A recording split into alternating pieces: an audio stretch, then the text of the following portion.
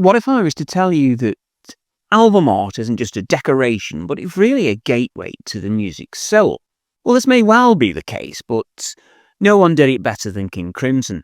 And in this video today, called King Crimson and the Art of Album Covers, a visual journey, I will reveal to you the hidden stories from these legendary covers, from those haunting faces to surreal symbols. Hello there and welcome to the channel. My name is Dave, and for the last 3 years my YouTube channel has been breaking down some of the mysteries of progressive rock, prog, publishing over 700 videos during that time. Now my focus now, though, is on the millennials age group and trying to teach them specifically about prog, but not forgetting about my legion of veteran viewers I have out there as well. So in the world of progressive rock, few bands have left as profound a mark as King Crimson have. They're known for their complex compositions, the shifting lineups and genre-defying music, and today we're taking a journey through the visual world of King Crimson's album art, exploring the stories, meanings and influences behind the covers that really have defined their legendary discography. Starting at the very beginning, as you'd expect to, it was the image that got the ball rolling all the way back in 1969. Now, In the Court of the Crimson King features really one of the most recognisable album covers in rock history. The artwork, which was created by Barry Godbout, it wasn't just a painting, it was a reflection of the raw energy and existential chaos found within the music. Godbout, who painted this, was a computer programmer by trade, and sadly this was his only album cover he created before his untimely death at just aged 24. But when band leader Robert Fripp first saw the painting, he was immediately struck by its power, calling it the face of music. Now that screaming face captured the chaos, the madness and the fear that ran throughout the album, from 21st Century Schizoid Man all the way through to Epitaph. And it came as no surprise that this cover has become one of the most iconic images really in rock history.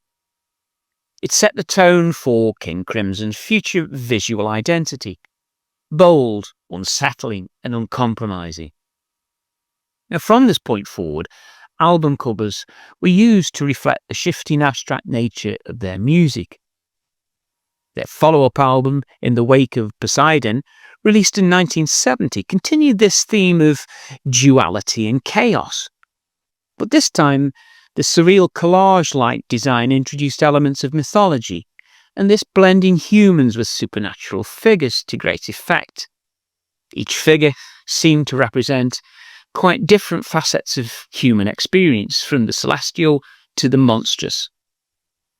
Now, some have interpreted this cover, though, as a symbolic representation of the different musical styles and themes found within this album. But hang on a minute. There's a tension here between order and disorder, which mirrors King Crimson's complex, ever-shifting sound just perfectly.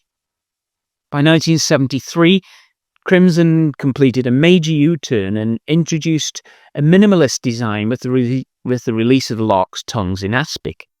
The stark sun and tongue imagery stands in sharp contrast to those earlier album covers, but don't be fooled. This simple esoteric symbol carries really deep meaning. Some have interpreted it as an alchemical symbol representing the fusion of opposing forces. The sun, traditionally a symbol of light and order, is juxtaposed with the chaotic, seemingly random patterns of the music. The band were moving into a more experimental territory at this point, and this minimalist cover reflected that journey just perfectly. Then again, in Starless and Bible Black from 1974, the cover is an abstract, shadowy reflection of the music's brooding atmospheric nature. Unlike previous albums, the cover feels murky and quite cryptic, offering little visual explanation. The band were delving deeper into instrumentation and experimentation, and the artwork here complements that dark, mysterious shift. But then in the same year, Red arrived with a completely different visual approach. This time, there was a stark, almost photographic cover showing the band members in black and white, stripped down and raw, just really like the music had become itself. So after years of creating abstract and surreal imagery, Red marked a return to something more perhaps tangible and direct, signalling the aggressive and powerful direction the music would take. And as we moved into the early 80s, it brought about a new wave of sound and a new visual style for King Crimson. With the album Discipline released in 1981, the geometric design perfectly encapsulates the album's intricate looping musical patterns. That knot-like symbol is a visual representation of mathematical precision and control that really defined the album's sound, moving away from the chaotic energy of their earlier work. So just as the band's music had become more modern and more structured, so did their album art. This covers clean lines and symmetry reflected an exploration of new wave and post-punk influences, marking yet another reinvention of their sound and visual identity. Now, from the surreal and chaotic to the minimalist and modern, King Crimson's album art has evolved alongside their music. In the 60s and the 70s, their covers reflected this abstract, complex nature, their progressive rock sound. By the 80s and 90s, their visual identity shifted to reflect their leaner, more precise musical direction. Each of the album covers felt like a direct reflection of the music it represented. The covers weren't just illusions. They were the visual gateways into the emotional and conceptual heart of each of their albums. What is interesting, though, is the influence that King Crimson's album art can be seen far from beyond the band itself. Other artists and musicians alike have drawn inspiration from these surreal and symbolic covers. Bands like Tool and Radiohead have similarly embraced the marriage of complex experimental music with thought-provoking visuals.